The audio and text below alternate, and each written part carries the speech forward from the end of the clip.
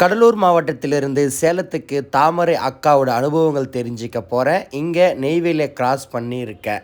Neyveli power plant, அதாவது அணு உலைகளை பார்க்குறதுக்கே ஒரு பயங்கரமாக வியப்பாக இருக்கும். அதை பார்த்துக்கிட்டே அப்படியே சேலத்துக்கு வண்டியில் கிளம்பியாச்சு. போகிற வழியில் சேலத்துக்கு முன்னாடியே பெரிய இயேசுவின் ஆலயம் இருந்துச்சு. ஆண்டவரிடம் நானும் நல்லா இருக்கணும், வளர்ந்து வரும் மாஸ்டர்களுக்கு நான் சொல்வது நல்லா புரியணும்னு சொல்லி வேண்டிக்கிட்டு அங்கேருந்து கிளம்பிட்டோம்.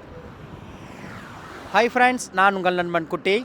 வளர்ந்து வரும் மாஸ்டர்களுக்காக சேலத்தில் இருக்கிற தாமரை அக்கா அவங்கள பார்க்க போகிறேன். Insta celebrity. அவங்க ஒரு அனுபவமாக நிறைய சமையல் செஞ்சிட்ருக்காங்க.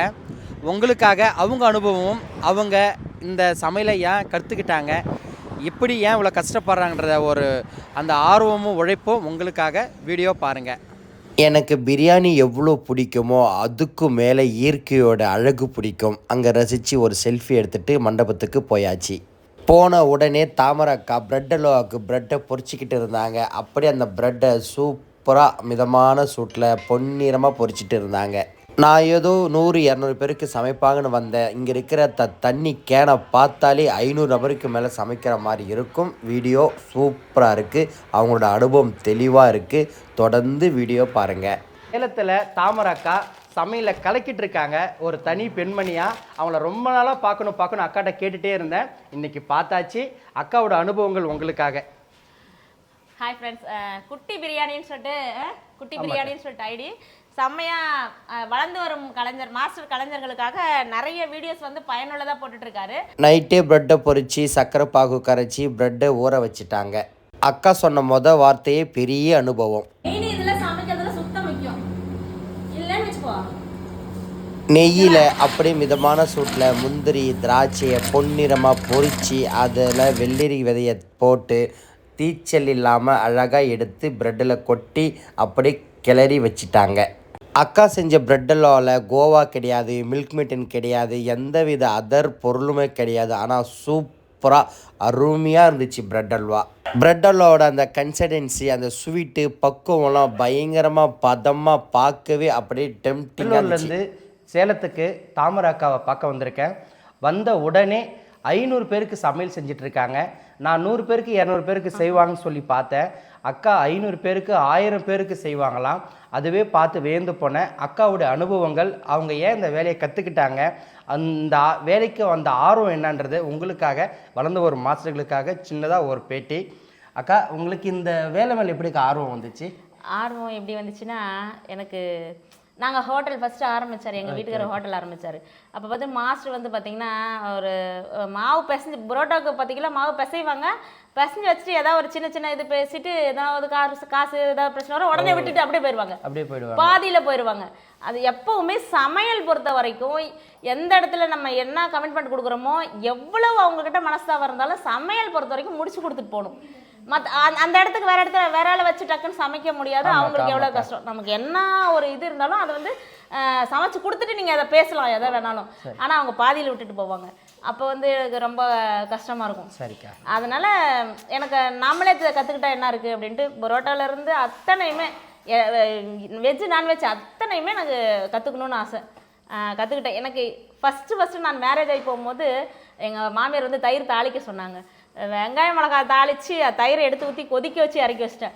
அந்த அளவுக்கு சமையலில் சுத்தமாக தெரியாது. சரிக்கா சரிக்கா. ஆனால் அதில் இருக்கிற இன்ட்ரெஸ்ட், அதில் லவ் அவ்வளோ எனக்கு பிடிக்கும். அதோட எந்த வேலை செஞ்சாலும் அதோட மனபயத்தோட ஒரு லவ்வோட செஞ்சோமா அதில் கொஞ்சம் மேலே வரலாம். அது எனக்கு ரொம்ப பிடிச்சது. அதனால் நான் அதுலேருந்து கற்றுக்கிட்டேன். சரிக்கா. இந்த பெரிய பெரிய ஃபங்க்ஷனு ஒரு எடுத்து செய்கிறதுல உங்களுக்கு அந்த தைரியம் எப்படிக்கா வந்துச்சு? 5000 பேத்துக்குனாலும் அத்தனை வேலையும் அடுப்பு வேலை அத்தனையும் நான் ஒண்டியே செய்வேன். கை வேலைக்கு மட்டும் ஆள் வச்சுட்டு. இல்லை பார்த்தேன், செஞ்சு கொடுத்துருக்கேன். எங்கள் ஊர்லேயே எங்கள் பேங்க் செக்ரட்டரி அவங்க பையனுக்கு 5000 பேத்துக்கு சமையல் நான் தான் முடிச்சு கொடுத்தேன். நம்பி கொடுத்தாரு, நான் நல்ல மாதிரியாக முடிச்சு கொடுத்தேன். சரிக்கா. எனக்கு வந்து அதில் ஒரு போதை, ஏதாவது சாப்பிட்டு தாமரை சமையலான்னு அவங்களே கண்டுபிடிச்சி சொல்லுவாங்க. நான் சாப்பிட்டேன், உன்னோட பக்குவம் தெரிஞ்சது, அதான் நீங்கள் இருக்கேன்னு நினச்சி தேடி வந்தேன்னு கிச்சன் வந்து பார்த்துட்டு போவாங்க. அந்த மாதிரி எனக்கு பெஸ்ட்டை கொடுக்கணும்னு ஒரு அதில் ஒரு லவ், அதில் ஒரு ஓகே நான் வந்து பார்க்கும்போதே ஒரு ஆண்கள் கூட இல்லை, எல்லாமே நீங்கள் பெண்களாகவே சூப்பராக ஒரு தன்னம்பிக்கையாக இவ்வளோ குவான்டிட்டி செய்கிறது எனக்கு ரொம்ப வியப்பாக இருந்துச்சுக்கா. அதுக்காகவே என்கிட்ட வேலைக்கு வைக்கிற ஆளுங்களையும் பெண்களாக வேணும்னா என்ன பெண்கள் மேலே எனக்கு ரொம்ப இது. ஒரு உதவி செய்யணும்னா கூட ரோட்டோரம் பார்த்தானா கூட எனக்கு பெண்களுக்காக செய்யணுன்ட்டு ஒரு இது. ஏன்னா நம்ம அவ்வளோ அனுபவம். சரிக்கா என்கிட்ட வேலை செய்கிறவங்களாம் அவங்க குடும்பத்தை காப்பாற்றுற பெண்களாக இருப்பாங்க. ஓகே ஆண் வருமானம் இல்லாமல் குடும்பத்தை காப்பாற்றுற பெண்களாக இருப்பாங்க. இப்போ நம்மள மாதிரியே அவங்களும் இருக்கணும் அப்படின்னு கூட்டுக்கிறது. ஓ, இன்னைக்கு இந்த மண்டபத்தில் என்னக்கா செய்ய போறீங்க? இன்னைக்கு நான்வெஜ் தான். மட்டன் சிக்கன் ஒரு 100 kilo, mutton 1 kilo, chicken 1 kilo, egg gravy, அப்புறம் வெஜ்ஜில் வந்து சாம்பார், ரசம், வடை, பாயசம், அது மாதிரி. இதெல்லாம் நீங்களே ஒரு ஆளாக எடுத்து செய்வீங்களா இல்லை கலந்து செய்வேன்? ஒரு ஆளா, மீதி எல்லாம் கூட ஹெல்ப்புக்கு செய்வாங்க. சூப்பர் அக்கா. வீடியோ முழுவதும் அக்கா செய்கிற செய்முறை வீடியோவை தொடர்ந்து பாருங்கள். எடுத்த உடனே தூரம் பருப்பை வேக வச்சு அந்த தண்ணியை வடிகட்டி எடுத்து தனியாக வச்சுட்டாங்க. ஏன்னா சாம்பார் இருக்குது, ரசம் இருக்குது. அக்கா செய்முறையில் இந்த நமக்கு ஒரு சமையல் செய்யணுன்னா அதுக்கு தேவையான அனைத்தும் பக்கத்தில் எடுத்து வச்சு தாளிக்கணும். பாருங்களேன், ஒவ்வொரு விஷயமும் நீங்கள் கடுவை போட்டுட்டு பச்சை மிளகாய் எடுக்க போனீங்கன்னா அதுக்குள்ளே கடுகு தீஞ்சிரும். அக்கா சொன்ன அனுபவம் இந்த மாதிரி நம் கண் எதிரே வச்சு சமைக்கும் போது பார்த்து செய்யும் போது தவறே இல்லாமல் சூப்பராக செய்யலான்னு சொன்னாங்க. அது மட்டும் இல்லாமல் அக்கா செய்கிற சமையல் அத்தண்டிக்கு வீட்டு முறைப்படி ஒரு வீட்டில் ஒரு தாய்மார்கள் என்ன செய்வாங்களோ அந்த மாதிரியே ரசம், சாம்பார், ஆட்டுக்கறி, ரசம், சிக்கன் வறுவல் பயங்கரமாக இருந்துச்சு. எனக்கு அதுவே ரொம்ப பிடிச்சிது. ஒவ்வொரு கனமான பொருளாக இருந்தாலும் சரி, அதை அக்காவும் இன்னொரு துணை செய்கிற அந்த வேலைக்காரங்களும் சேர்ந்து செய்யும்போது எனக்கு ஒரே பயமாக இருந்தாலும் அவங்க ஸ்ட்ராங்காக செய்கிறாங்க. அந்த பருப்பு தண்ணியை ஊற்றி அதுக்கு மேலே புளி தண்ணியை ஊற்றி எப்பவும் போல் வீட்டில் இந்த கொதிக்க விடாமல் அப்படியே நுர மாதிரி வந்த உடனே இறக்குவாங்க பார்த்தீங்களா, அந்த மாதிரியே செஞ்சாங்க. இங்கே தேவையான தண்ணி ஊற்றி இந்த ரசம் செய்யும் போது நான் குடித்து பார்த்தேன். இந்த ரசத்துக்கு நான் அடிமை என்ற சொல்கிற மாதிரியே இருந்துச்சு. அக்கா கூட இருக்கும் துணை மாஸ்டர் அனைவரும் சிறந்தும் ஹார்ட் ஒர்க்காக பண்ணுறாங்க. இந்த டீமுக்கு என் தலை வணங்குறேன். சாம்பார் சூப்பராக வேக வச்சுட்டாங்க. ஆனால் அக்கா கடைசியாக ஒரு தாளிப்பு போட்டாங்க பாருங்கள், அது தாங்க சாம்பார் மனம் பயங்கரமாக இருந்துச்சு. திரும்பவும் சொல்கிறேன், வளர்ந்து வரும் மாஸ்டர் அக்கா செய்முறையை பாருங்கள். என்ன தாளிப்புக்கு தேவையோ அதை பக்கத்தில் எடுத்து வச்சு அழகாக டக்குன்னு போட்டு அனலை நிறுத்தி அதை தீச்சலும் விடாமல் சரியாக பொரியாமலும் விடாமல் அப்படியே தாளித்து கொட்டுறாங்க. கடைசியில் மல்லித்தழியை மட்டும் வெட்டி நல்லா அலசி அதை அப்படியே சாம்பாருக்கும் ரசத்துக்கும் மேலே தூவுறாங்க. சாம்பாரும் ரசமும் அந்த கலரை பார்க்கும் போதே சாதத்தில் ஊற்றி சாப்பிட்ணுன்னு சொல்லி ஆசையாக இருக்குது. நாங்கள் சாம்பாரும் சரி ரசமும் சரி நாங்கள் எப்போவுமே வீட்டு முறைப்படி தான் செய்வோம். தாளிப்பு எல்லாமே, எந்த ஒரு சாம்பாரும் கடைசியாக தாளித்து கொட்டும் போது மட்டும்தான் அதோட வாசனை நல்லாயிருக்கும், டேஸ்ட்டு நல்லாயிருக்கும். வீட்டு முறைப்படி தான் இருக்கும். ஒரு வருஷம் தொடர்ந்து எங்கள் இதை சாப்பிட்டுட்டு வந்தால் கூட உடம்புக்கோ வயிற்றுக்கோ எதுவும் ஆகாது. நாங்கள் எந்த கெமிக்கலும் எந்த எசன்ஸும் யூஸ் பண்ணுறதே கிடையாது. அப்படி கொடுக்குறவங்க தான் மாஸ்டர். சமையல் எல்லாமே வீட்டு முறைப்படி தான் நல்லா டேஸ்ட்டாகவும் இருக்கும். ஒரு டைம் நீங்கள் சாப்பிட்டீங்கன்னா அதுலேருந்து கண்டிப்பாக எங்களை வந்து பெரிய அளவில் சமைக்கிறது லேடிஸ் மட்டும் சமைக்க மாட்டாங்க, ஜென்ஸ் தான் சமைப்பாங்க. நீங்கள் தப்பு கணக்கு போட்டு வச்சுருப்பீங்க, அப்படி கிடையாது. 5000 பேர்த்துக்குனாலும் நாங்கள் லேடிஸே செஞ்சுருவோம். ஆமாம், சொல்லிடுவாங்க. சாப்பிடும் போதே தாமரை சமையல் சாப்பிட்டு பாருங்க. ஓகே. ஆமாம், முட்டை மசாலா செய்யும் போது எல்லோரும் வந்து அப்படியே உரிச்ச முட்டையில் அப்படியே மசாலா தாளித்து கொட்டிடுறாங்க அது மண்டையில். அப்படி செய்யக்கூடாது.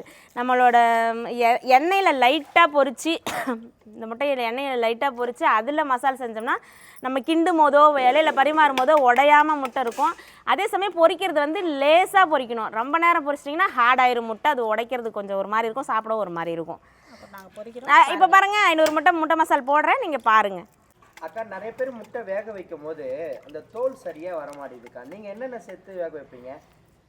ஒரு நாள் முன்னாடி முட்டை வாங்கினா கூட கொஞ்சோண்டு ஆயில், உப்பு, ஆனியன் தோல் கொஞ்சம் போட்டோம்னு வச்சுங்களேன், முட்டை வந்து உடஞ்சி தோல் தனித்தனியாக போகாமலும் இருக்கும். அதே சமயம் உரிக்க நல்லா சாஃப்டாக வரும், டக்குன்னு உரிச்சிடலாம்.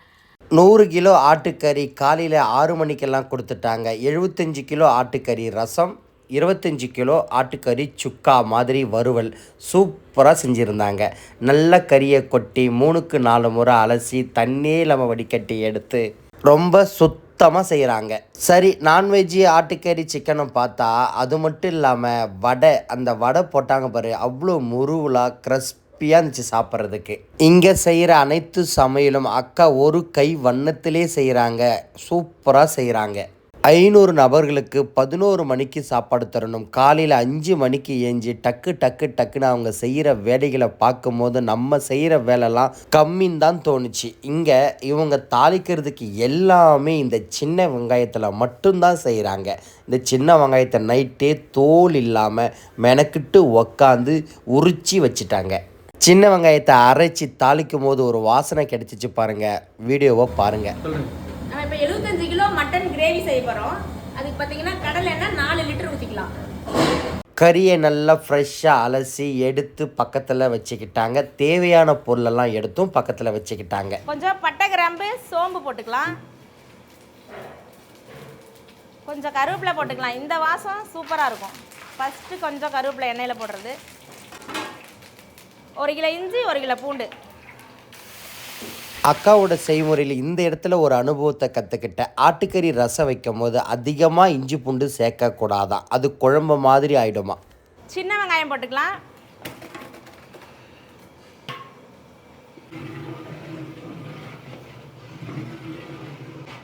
அக்கா, அந்த எண்ணெயிலே மசாலா போடுவீங்களா? ஆமாம், எப்பவுமே எண்ணெயில் மசாலா வணங்கும் போது தான் அதோட ஃப்ளேவரோ வாசமோ நல்லா எடுத்து. சரிங்க. உடனே வீடியோவாக பார்க்கும் நண்பர்கள் இவ்வளோ மசாலா கொட்டுறாங்களா அப்படின்னு சொல்லி கமெண்ட் பண்ணுவீங்க, திட்டுவீங்க. உங்களுடைய மனம் வலி எனக்கு தெரியுது.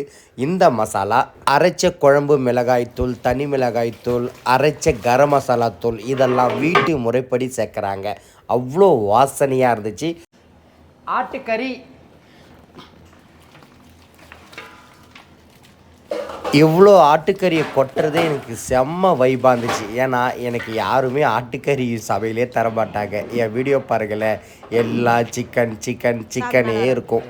சரி அக்கா, அந்த மசாலாவை முன்னாடி மேலே எடுத்தால் தான் நமக்கு கிளறதுக்கு ஈஸியாக இருக்குன்னு சொன்னாங்க. அசால்ட்டாக வாங்கி மசாலாவும் கறியும் செம்மையாக கிளறாங்க. சரி, நம்ம ஒரு கிளறி ஒரு வீடியோவை ஷோ போடலான்னு சொல்லி அப்படியே கறியை அள்ளி குலுக்கி கொட்டனா தனியாக ஒரு ஷார்ட் வீடியோ போட்டால் பிச்சுக்குன்னு ஓடுன்னு நினைக்கிறேன்.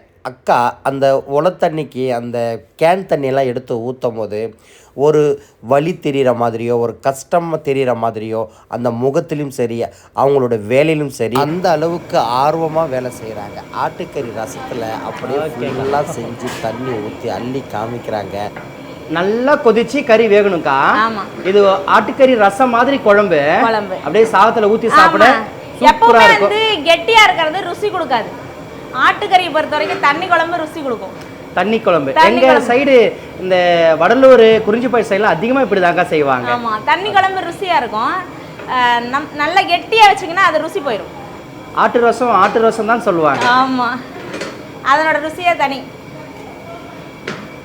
அக்கா, இப்போ என்னக்கா செய்ய போறீங்க? Chicken 75 kilo. நம்ம சிக்கனுக்கு வந்து நிறைய எண்ணெய் சேர்க்கக்கூடாது, ஏன்னா அதுலேயே கொஞ்சம் எண்ணெய் விடுங்கிறதுனால சாப்பிட்றவங்களுக்கு கொஞ்சம் இதாக இருக்கும். அதனால 75 கிலோவுக்கு ஒரு 3 லிட்டர் எண்ணெய் ஊற்றிக்கலாம். சரிக்கா. அதாவது பெப்பர் ஸ்டைல் பெப்பர் சிக்கன் சாப்பிடணும் ஆசையாக நீங்க சொல்லும்போது.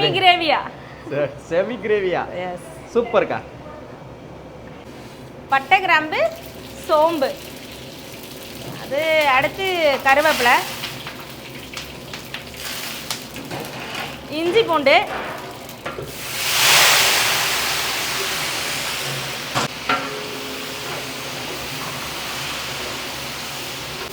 அக்கா பெரிய வெங்காயம் சேர்க்காம சின்ன வெங்காயம் மட்டும் தான் சேர்த்து செய்கிறீங்க. ஆமாம், நல்ல சுவை கிடைக்கும்க்கா. மட்டன் சிக்கன் பொறுத்த வரைக்கும் வறுவலுக்கு கூட சரி, எடுத்து வறுக்கிறது கூட சரி, பெரிய வெங்காயம் யூஸ் பண்ணவே மாட்டேன், சின்ன வெங்காயம் மட்டுமே.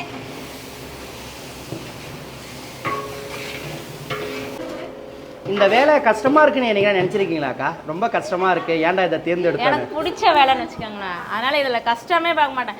சரி எவ்வளோ நாளும் செஞ்சுட்டு வீட்டில் போய்ட்டு ரெஸ்ட் எடுத்துக்குவேன். நான் எனக்கு வீட்டில் போய் ரெஸ்ட் எடுக்க மட்டும்தான் அந்த கை வலி கால் வலி தெரியும். செய்கிற வரைக்கும் என்னால் 3 நாள் தொடர்ந்து செஞ்சுட்டே இருந்தேன்னா கூட, நைட்டு பகல் செஞ்சுட்டே இருந்தேன்னா கூட எனக்கு அது இதாக இருக்குது. எனக்கு வேலை இருந்தால் மட்டும்தான் பிடிக்கும், இல்லாமல் இருக்கும்போது கஷ்டமாக இருக்கும். இல்லை உங்கள் முகத்தில் சிரிப்போடு வேலை செய்யும் போது எனக்கு அது தோணுதுக்கா. எனக்கு எவ்வளோ கஷ்டமாக இருந்தாலும் இந்த வேலை எனக்கு ரொம்ப பிடிச்சிருக்கு. யார்கிட்ட ஒரு குருக்கிட்ட கற்றுனீங்களா இல்லை நீங்களே கொஞ்சம் கொஞ்சமாக கற்றுக்கினீங்களாக்கா? நானே கொஞ்சம் கொஞ்சமாக கற்றுக்கிட்டேன். ஏன்னா அசிஸ்டண்ட்டாக வேலை பார்க்க, ஏன்னா இப்போ வந்து சீக்கிரமாக கற்றுக்கிறது எதுவுமே கடைசி வரைக்கும் இது பண்ணாது. அதில் இறங்கி டேஸ்ட் கொடுக்க முடியாது. ஆமாங்க, சின்ன சின்ன அனுபவம் தான். ஆமாம், அனுபவம் தான். நான் வந்து ஃபஸ்ட்டு 40 ரூபா சம்பளத்துக்கு பாத்திரம் தேய்க்க தான் ஒரு கடைக்கு போனேன். அது எதுக்கு போனேன்னா, நான் இதை கற்றுக்கிறதுக்காகவே போனேன். அந்த மாஸ்டர்கிட்ட கொஞ்சம் கொஞ்சமாக அவர் செய்கிறத பார்த்து அவர் தூங்குறதுக்கு ரெஸ்ட் கொடுத்துட்டு அவர் செய்ய வேண்டிய ரெசிபிலாம் நான் செஞ்சு வைப்பேன். வந்து டேஸ்ட் பார்த்துட்டு சூப்பராக இருக்குமான்னு சொல்லுவார். அப்போ அதில் ஒரு இன்ட்ரெஸ்ட் இருந்தாவே எந்த ஒரு தொழிலும் சீக்கிரமாக கற்றுக்கலாம். ஓகே, அதை நல்லாவும் கற்றுக்கலாம். சரிக்கா, சரி. 75 கிலோ பெப்பர் சிக்கன் சூப்பராக செஞ்சுட்டு இருக்காங்க. அந்த எண்ணெயில் மசாலா போடும்போது அவ்வளோ வாசனையாக இருக்குது. சிக்கன் கொட்டுறாங்க.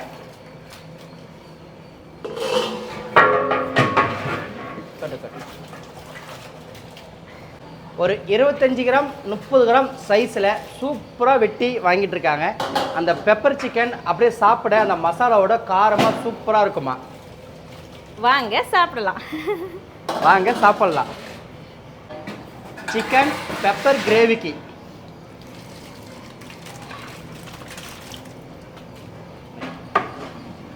அப்படி பண்ணும்போது அப்படி ஈஸியாக அந்த மசால் மேலே வரும்.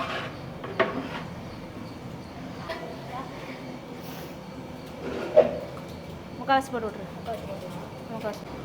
செமி கிரேவியை பொறுத்த வரைக்கும் சிக்கனை கொஞ்சம் அடுப்பில் ஸ்லோவில் வச்சுட்டு கொஞ்சம் பரட்டமாகவே அதிலே தண்ணி விடும். அந்த கிரேவிலே செய்யும் போது தான் டேஸ்ட் வரும். தண்ணி நிறையா கொடுத்தீங்கன்னா அப்புறம் அதில் விடுற தண்ணி சேர்த்து ஒரு இதாகிடும். ஒரு 75 கிலோ சிக்கனுக்கு இதில் ஒரு 3/4 பாக்கெட்டு போடலாம். நாங்கள் குத்து மதிப்பாக போடுவோம். சில பெண்கள் அந்த கிளறதை நினைச்சாலே ஒரு பயமாக ஐயோன்னு சொல்லுவாங்க. அக்கா கிளறும் போது அந்த முகத்திலும் சரி உழைப்பிலும் சரி தோண்டு போன மாதிரி இருக்க மாட்டாங்க. அது மட்டும் இல்லாமல் வேலை செய்கிற இடத்த அப்பப்போ சுத்தமாக வச்சுக்கிறாங்க. இப்போ செய்கிற ஒரு வேலையும் எனக்கு அனுபவம் தான். முட்டையை மிதமான சூட்டில் எண்ணெயில் பொரித்து எடுத்து மசாலாவில் சேர்த்து கிளறும் போது ஒரு முட்டை கூட உடையாமல் சூப்பராக கிடைக்கும்.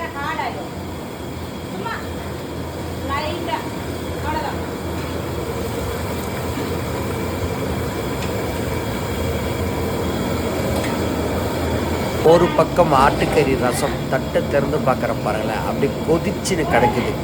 கொதிச்சு கறி வெந்து அந்த எசன்ஸ் பிரியுமா. கடைசியாக இந்த ஆட்டுக்கறி ரசத்தில் பொட்டுக்களை கொஞ்சமாக சேர்த்து தேங்காயை நல்லா அரைச்சி இது கூட முந்திரி கசகசா ஊற வச்சு அரைச்சி கடைசியாக சேர்த்து இறக்குனா அந்த ரசம் சாப்பிட்றதுக்கு அதிக சுவையும் சூப்பரான மனமும் கிடைக்குமா. வெள்ளையாக வரணும், அந்த கஞ்சி தன்மை மாதிரி இருக்கக்கூடாது. அக்கா முன்னாடி சொன்னாங்கல்ல, பெப்பர் சிக்கனில் தண்ணி ஊற்றக்கூடாது. இதுலேருந்து வர தண்ணியிலே அப்படியே நம்ம வேக வைக்கும் போது தான் அதிக டேஸ்ட்டு கிடைக்கும். பாருங்களேன், வாய்க்காவில் போகிற மாதிரி அதோட நீர் எப்படி வெளில வருது. பெப்பர் போடுறீங்கன்னா அந்த காரம் நல்லா ஜிவ்வுன்னு இருக்கும். எப்பவுமே பெப்பரை பொறுத்த வரைக்கும் கடைசியாக தான் பண்ணணும்.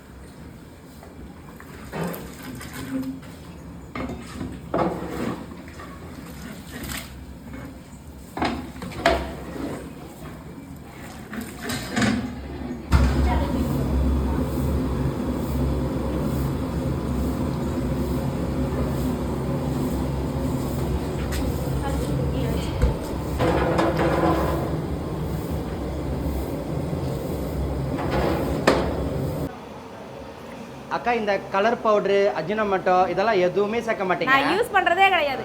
லட்டுக்கே கூட அவங்க நம்மளோட ஆளுங்க சமைக்க கொடுக்குறாங்கல்ல, ஆர்டர் கொடுக்குறாங்களா, அவங்க கலர் வேணும்னு கேட்டால் மட்டுமே. நானாக எதுவுமே யூஸ் பண்ணவே மாட்டேன். செய்யாமலே கலர் நல்லா இருக்கு. ஒன்லி மஞ்சத்தூள் நம்ம எப்பவும் சரி நம்ம தயாரிக்கலாம். மசாலா நம்மளே தயாரிக்கலாம். மல்லி மிளகா ஜீரகம் மிளகு பட்டை லவங்கெல்லாம் நம்மளே வறுத்து கரம் மசாலா மாதிரி வறுத்து நம்ம போட்டால் அதே ஃப்ளேவர் போதும். அதிக அனல் இல்லாமல் மிதமான சூட்டில் கொஞ்சம் கொஞ்சமாக வெந்து தண்ணி விடுது. அப்படியே கிளறி சூப்பராக வேக வைக்கிறாங்க. பார்க்கும்போது மசாலாவோட சூப்பராக இருக்குது சிக்கன். இது என்னக்கா? முந்திரி கசகசா மட்டும் அதை கொஞ்சம் சுடுதண்ணியில் ஊற வச்சு அரைக்கணும். ஏன்னா நைஸாக அரைக்கணுங்கிறதுக்காக அரைச்சி போட்டோமா அந்த டேஸ்ட்டும் கொடுக்கும், திக்னஸும் கொடுத்துரும். வேற எதுவும் நம்ம இதுக்கு போட தேவை. கறி நல்லா வெந்து கடைசியாக இதில் சேர்த்துட்டு திக்னஸும் கொடுத்துரும், அந்த கிரேவிக்கு உண்டான இதையும் கொடுத்துரும், ஃப்ளேவரும் கொடுத்துரும். அதே சமயம் டேஸ்ட் இது நல்லா இருக்கும், நல்லா கெட்டியாக குழகுழப்பாக இருக்கும். ஆமாம், டேஸ்ட் நல்லா இருக்கும்னு வச்சுக்கோங்களேன். முந்திரி கசகசா ஓகே.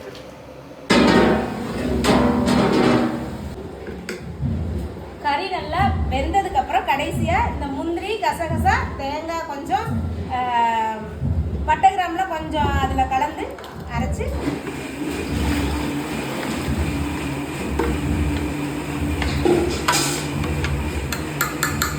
கறி நல்லா வெந்து அது கொதித்த உடனே அந்த ஆயில் எசன்ஸை மாதிரி பிரிஞ்சு சூப்பராக இருக்குது பாருங்கள். பார்க்கவே குழம்பு பயங்கரமாக இருக்குது. கண் பார்வையிலே பார்த்து அக்கா பஞ்சு மாதிரி வெந்துருச்சுன்னு சொல்கிறாங்க. கடைசியாக அந்த தேங்காய் அந்த பொட்டுக்கடலையை அரைச்சி அப்படியே அந்த ரசத்தில் சேர்த்து ஒரு 10 நிமிஷம் 1/4 மணி நேரம் கொதிக்க விட்டு இறக்கிட்டா போதும். சூப்பராக இருக்குன்னு சொன்னாங்க.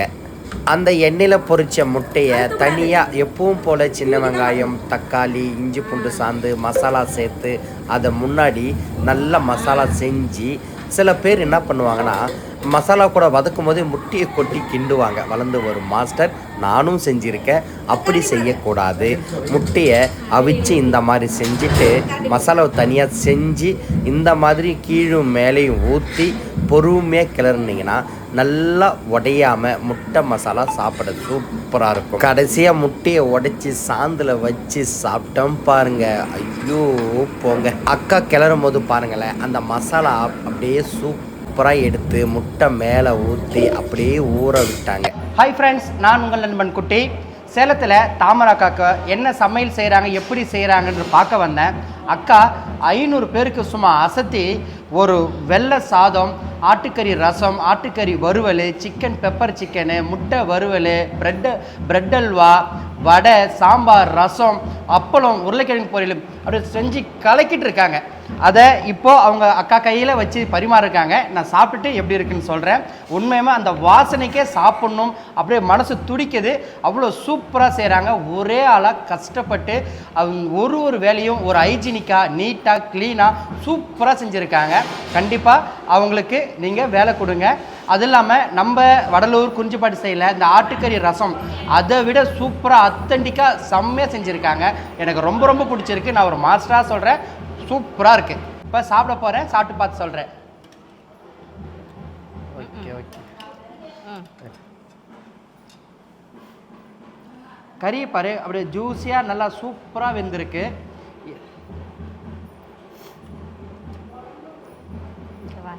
Super super super. உண்மையிலுமே இதை சாப்பிட்றதுக்காக நான் இவ்வளோ கஷ்டப்பட்டு சேலத்துக்கு வந்ததுக்கு சந்தோஷமாக இருக்கு. அது இல்லாமல் இந்த பிரெட் அல்வா கன்சிஸ்டன்சி அப்படியே பார்க்க சூப்பராக இருக்குது. அவ்வளோ ஸ்வீட்டாக இருக்குது, தரமாக இருக்குது. அப்புறம் இந்த பெப்பர் கிரேவி எவ்வளோ அப்படியே மசாலாவோட சூப்பராக செஞ்சுருக்காங்க. அது மட்டும் இல்லாமல் இந்த அந்த முட்டை உடையக்கூடாதுக்காக எண்ணெயில் பொரித்து மசாலாவை தனியாக செஞ்சு அப்புறம் அவங்க அந்த மேக்னெட் பண்ணுறது ரொம்ப சூப்பராக இருக்குது. வீடியோ தெளிவாக வரும் பாருங்கள். அப்படியே அந்த மசாலாவோட அந்த முட்டையை சாப்பிடும்போது பார்க்கவே டெம்ப்டிங்காக இருக்குது. செம்ம செம்ம சூப்பர் சூப்பர் சூப்பர்க்கா. ரொம்ப நன்றிக்கா. தேங்க்யூ. ஓகே.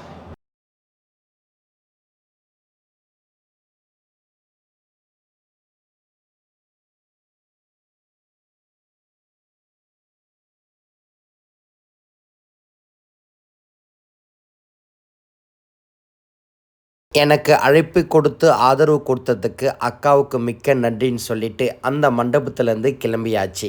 சரி, சேலம் வரைக்கும் வந்துட்டோம். பக்கத்தில் இருக்கிற ஏற்காடுக்கு போகலான்னு சொல்லிட்டு அங்கே நாங்கள் மலை ஏற ஆரம்பிச்சிட்டோம். வளர்ந்து வரும் மாஸ்டர், என் உழைப்பு, என் வீடியோ, என் அனுபவம், நான் உங்களுக்காக இன்னும் நிறைய அனுபவத்தை தெரிவிக்க தான் எல்லா ஊர்களுக்கும் போய் சொல்லியிருக்கேன். கண்டிப்பாக நீங்கள் சப்ஸ்கிரைப் பண்ணட்டாலும் பரவாயில்ல, ஷேர் பண்ணுங்கள். உங்களை மாதிரி நிறைய வளர்ந்து வரும் மாஸ்டர்கள் கஷ்டப்பட்டு கொண்டிருக்கிறார்கள். அவர்களும் வாழ்க்கையில் வளர்ந்து வரட்டும். என் வீடியோ தொடர்ந்து வரும். அது மட்டும் இல்லாமல் 100 மாஸ்டர்களை உருவாக்கணும் எனக்கு ஆசை. அப்படி 100 வளர்ந்து வரும் மாஸ்டர் வீடியோ பார்க்குறீங்கன்னா நான் வளர்ந்து வரும் மாஸ்டர்னு சொல்லி கமெண்ட் பண்ணுங்கள். நன்றி.